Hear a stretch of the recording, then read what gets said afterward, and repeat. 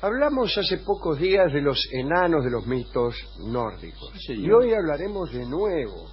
Y de nuevo de las mismas cosas que hablamos el otro día. ¿Pero por qué de lo las mismo? contaremos todavía mejor. Me gusta. Eso es una cosa que debieran hacer todos los programas. La hacen, Sí, pero a veces la hacen, sin pero suerte. van a empeorar. Cada vez peor lo Y cuentan. nosotros también. Bien. Hablaremos de Thor, el atronador. Ya desde niño, los dioses empezaban precozmente con sus fechorías, ¿no? Recuérdese a Hermes, que 2 días después de su nacimiento ya era cuatrero. Bueno, Thor, ya desde chico, se destacaba por su gran tamaño. Incluso poco después de su nacimiento, sorprendió a la asamblea de los dioses levantando y arrojando 10 fardos de pieles de oso. A ver, ¿qué niño recién nacido arroja 10 fardos de pieles de oso?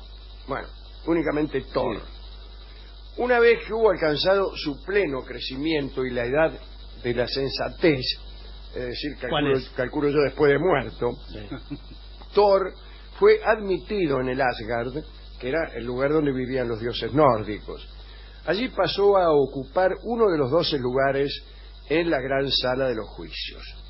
En realidad, atención, Thor tenía un palacio con 540 habitaciones y usaba esas habitaciones para alojar a los esclavos que morían. Después de la muerte, los esclavos que no tenían... Una especie de morgue. Llevan las almas. Claro, paraíso claro. Para los esclavos. El paraíso, como no tenían paraíso, los esclavos iban ahí al palacio de Thor. Recibían allí buen trato. Era el dios de los campesinos, patrono de los campesinos, pero también de las clases bajas en general, este dios Thor. Bueno. También era el dios del trueno, como ya hemos dicho muchas veces, y entonces parece que no lo dejaban pasar por el puente Bifrost, aquel puente maravilloso que era también el arco iris y que conducía directamente a la morada de los dioses. Bueno, ¿por qué no lo dejaban pasar? Porque hacía tanto ruido y tanto bochinche cuando caminaba este dios del trueno, que temían que el puente entrara en resonancia y cayera en pedazos. Claro. Imagínense que se caiga en pedazos el arco iris, es la peor de las catástrofes posibles. Cuando Thor deseaba unirse a sus compañeros, los dioses, se veía forzado a llegar allí no por el puente, que era una autopista, sino a pie, vadeando ríos, arroyos, escalando montañas, etc. ¿Cómo lo describen a Thor? Como un hombre alto, enorme, buen mozo, bien formado, cabellos y barba rojos y erizados. De esos cabellos, en momentos de rabia, le salían chispas, Notable, ¿no?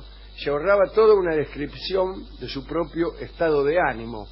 No te me acerques que estoy rabioso. No había necesidad, ya venía como con una especie... Lo ve venir encendido. Venía encendido. Como una antorcha. También lo representan con una corona en cada una de cuyas puntas había una estrella. Bueno, andaba siempre con la cabeza caliente este muchacho. Hablaremos del martillo de Thor, que era su arma proverbial, y del cual hablamos el otro día cuando enumeramos las creaciones de los enanos. Bueno, el martillo se llamaba Mjolnir, porque todas las cosas tenían nombre entre los nórdicos. Tenían nombre los martillos, los barcos, los anillos, los jabalíes. Bien, este martillo Mjolnir era arrojadizo. Se lo tirabas a los enemigos. No servía para clavar, en general. Claro. Salvo que vos tiraras desde 20 metros el martillo para acertárselo a un clavo. No, que no parece una buena forma de clavar. Bueno, lo tirabas a tus enemigos y Thor tenía unos enemigos que eran los gigantes de hielo. Este martillo tenía también la maravillosa propiedad de regresar siempre a su mano sin importar lo lejos que lo hubiese lanzado, como sucede con algunos novios. El famoso novio boomerang, sí. El volvedor. Este noble martillo era también el emblema de los truenos. Era un martillo que andaba siempre caliente. Como algunos no. No. Entonces, para poder agarrarlo sin quemarse la mano, tenía un guantelete del que hablamos el otro día. Harngreipr se llamaba el guantelete, con el que se agarraba el martillo, vamos, como cuando uno saca tortas del horno. El martillo venía acompañado también con un cinturón mágico del que hablamos, que se llama Megingjord, y multiplicaba este cinto por 2 la fuerza del que lo usaba, ¿no? Nada más que 2, para ser mágico me parece poco. Sí, poco, es poco. Para ser mágico es poco. Sí, realmente. Sí. Pero en todo caso, ante la fuerza hercúlea de Thor, claro. Disculpen esta especie de anacronismo, sí.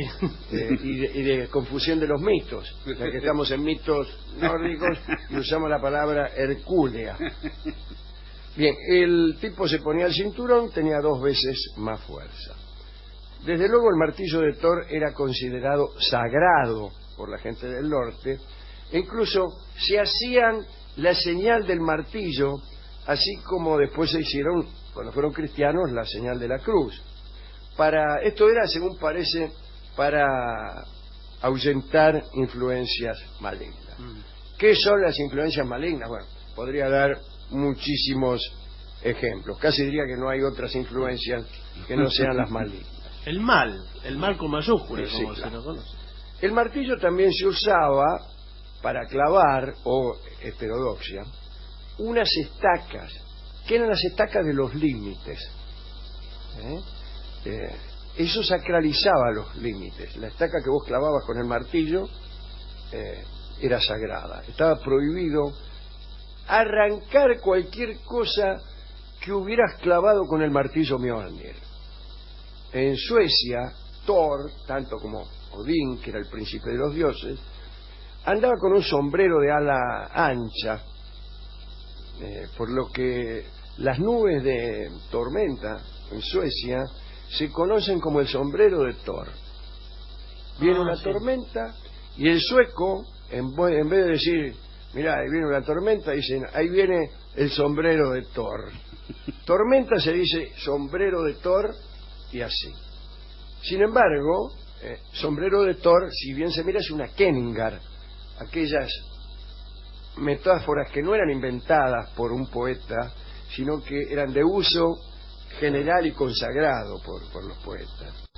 Metáforas que no son personales.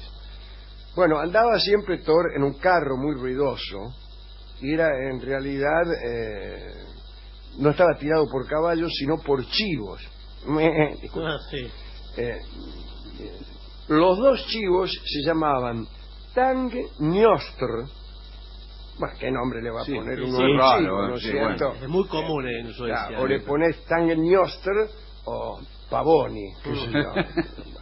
Bueno, Tang Njostr en sueco quiere decir agrietador de dientes.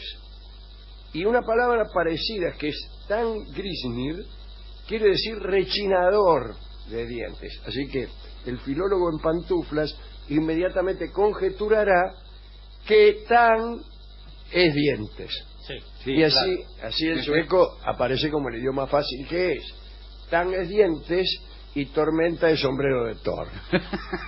Señor, qué simplificación, no es así. Ahora hablaremos del asunto que verdaderamente nos interesa, que es la mujer de Thor. Esta historia la contamos el otro día, pero ahora vamos a contar mejor todavía. Sif se llamaba la tipa. No era mala la esposa de Thor, estaba muy orgullosa, como hemos contado el otro día, de su espléndida cabellera dorada que la cubría desde la cabeza hasta las patas. No naciendo de toda esa superficie, no. Le crecía en la cabeza, pero era una cabellera tan larga que le llegaba hasta las patas. Thor estaba muy orgulloso del hermoso cabello de su esposa. Y un día, una mañana, Thor se levantó, miró a la mujer y estaba pelada. ¡No! No tenía ni un pelo. ¿Qué había pasado? Bueno, Thor se preguntó lo mismo, ¿qué pasó? y se respondió a sí mismo: mi mujer está pelada. Y sí. Bueno, sí. Ahora bien, ¿quién habrá sido el culpable? Thor era de esa clase de personas que piensan que ante cada calamidad hay siempre un culpable. Bien, enseguida le echó la culpa a Loki.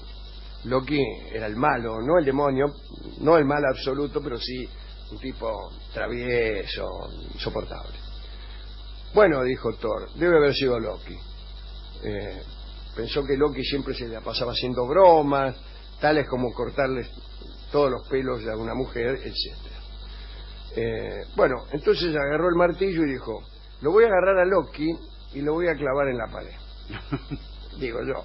Cuando Loki lo vio venir, porque había sido él, efectivamente había sido Loki. Cuando Loki lo vio venir, salió rajando. Incluso cambió de forma, porque era proteico Loki, tenía la virtud de transformarse en aquello que se le antojara. Pero fue inútil. Thor lo alcanzó pronto, lo estranguló, le hizo unas tomas que es ocioso describir, y el caso es que Loki le pidió perdón, confesó que había sido él, y al final Thor lo obligó a prometer que iba a reintegrar hasta el último pelo a Sif. Una cabellera nueva le iba a proporcionar, que tenía que ser tan bella como la primera, tan larga y tan natural, no una peluca, no. Una cabellera que le naciera de su propia organización psicofísica. Sí, que queremos todos. Como la que tenemos todos. No, la que queremos todos. Digo.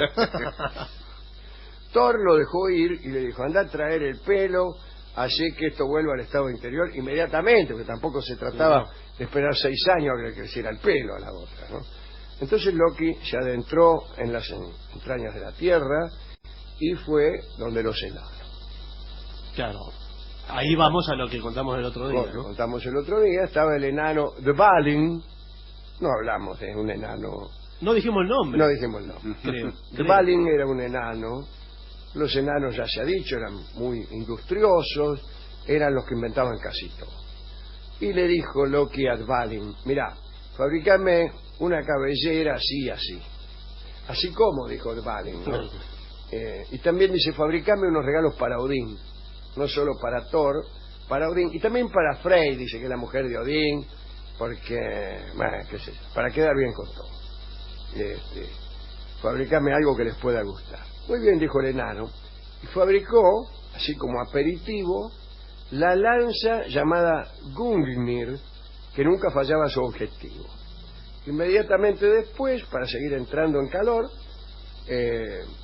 fabricó el barco llamado Skirbladnir, el cual siempre tenía un viento favorable. Bueno, finalmente construyó la bellísima cabellera de oro. De oro era. Claro, la otra no era de oro, No es una metáfora. No es una metáfora. Dice: le voy a hacer una buena, de oro, no de pelo cualquiera, no, de oro. Cabellera que al tocar la cabeza de Sif iba a crecer rápidamente como si fuera su propio pelo. Extraordinario. Loki estuvo tan satisfecho con aquellas pruebas de habilidad que declaró que este enano Dvalin era el más diestro entre todos los herreros. Justo pasaba por ahí otro enano, Brock. Qué mala suerte. Y oyó estas palabras, Dvalin es el más talentoso de todos. Y se dio vuelta y dijo: momento. Mi hermano, llamado Sindri, ¿también enano? También, dice, es mucho mejor que este Dvalin y puede fabricar cosas más prodigiosas. Bueno, ahí se armó una discusión a ver quién era mejor, y Loki inmediatamente retó a Brock, el que había pasado, a que demostrara que su hermano Sindri era superior a Dvalin, y jugó su cabeza. Le dijo: te juego mi cabeza a que tu hermano no puede hacer algo tan prodigioso como lo que acaba de hacer Dvalin. Bueno, entonces llamaron a Sindri, el hermano de Brock, y empezó el tipo a intentar emular a Dvalin en sus milagros. Bueno, y el otro hermano, Brock, lo ayudaba, soplaba el fuelle, qué sé yo. En un momento en el que estaban trabajando, tenía un plazo, creo yo, no sé si era un día, 2 días, lo que sea. Brock trabajaba, el hermano trabajaba. En eso Loki, para evitar que esto fuera adelante, lo picó al otro enano. Se transformó en un tábano, el tábano como el del diario Crítica, y picó cruelmente la mano del enano que estaba trabajando. ¿Cómo se llama? El Sindri, el hermano de Brock. También lo picó a Brock, que era el que le daba al fuelle, y a pesar de todo, los dos enanos, guiados por Sindri, pudieron construir un enorme jabalí.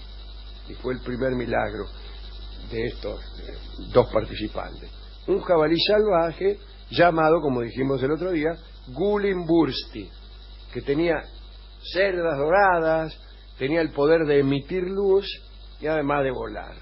Cruzaba los cielos Gulimbursti y alumbraba, algo así como un sol de noche. Bueno, con el primer trabajo concluido satisfactoriamente, Sindri echó un poquito más de oro al fuego, le pidió a Brock que siguiera dándole al muelle, y otra vez apareció Loki disfrazado de tábano, picó otra vez al enano, pero esta vez en su mejilla, y a pesar del dolor siguieron, y Sindri sacó triunfalmente de entre las llamas un anillo, y fue el anillo mágico Draupnir, del que hablábamos también el otro día, Sí. El emblema de la fertilidad. De este anillo caían 8 anillos nuevos similares cada 9ª noche. Un anillo que se reproducía. Siguieron laburando. Loki ya estaba desesperado porque le había jugado su cabeza a que estos no eran capaces a emular al otro enano, Dvalin. Bueno, entonces se preparó para tratar de frustrar el intento final. Seguía con la forma de tábano, picó a los enanos en el ojo hasta que la sangre empezó a manar tan abundantemente que le impidió al enano que trabajaba ver lo que estaba haciendo. Y allí un momento de excitación, no hubo aire en el fuelle porque Brock se limpiaba la sangre del ojo. Bueno, el caso es que cuando Sindri extrajo su obra del fuego, emitió una exclamación de decepción, porque lo que había fabricado era un martillo, y el martillo era corto de mango. ¡Ay, del martillo corto de mango! Pero a pesar del contratiempo, los enanos Brock y Sindri estuvieron seguros de ganar la apuesta y se presentaron ante los dioses del Asgard para que decidieran cuál de los enanos había hecho mejores trabajos. Y ese es el martillo de Thor. El martillo que hemos descrito anteriormente, pero que tenía un defecto: era corto de mango. Entonces los enanos le entregaron a Odín, al príncipe de los dioses, para que juzgara el anillo Draupnir. A Frey, la mujer de Odín, le regalaron el jabalí Gulimbursti, y al propio Thor le regalaron el martillo, que desde entonces tiene, ¿no? El martillo Mjolnir, aunque es corto de mango. Por eso lo tiraba por ahí. Y por ahí, claro, era arrojadizo. Claro. El martillo tenía las virtudes que hemos dicho recién. Y a su vez Loki entregó a Odín lo que había hecho Dvalin, la lanza Gungnir, que daba siempre en el blanco, el barco Skirbladnir, y también la cabellera dorada que se la entregó a la mujer de Thor. Vino el fallo, y aquí no saben quién ganó. Ganaron Brock y el hermano por el martillo.